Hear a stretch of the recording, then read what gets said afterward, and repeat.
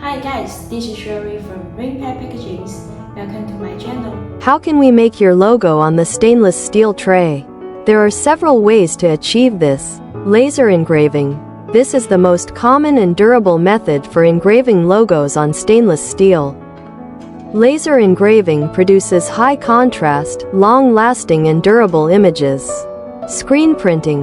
This is a traditional method where pigment is printed onto the stainless steel by passing it through a screen.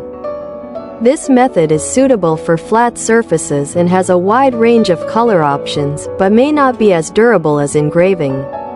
Inkjet printing. For situations where a color logo is required. Special inkjet printers can be used to print directly onto the stainless steel.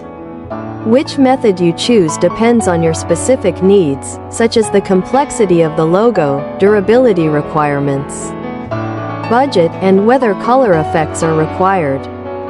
Please don't be shy, free to come chat with me.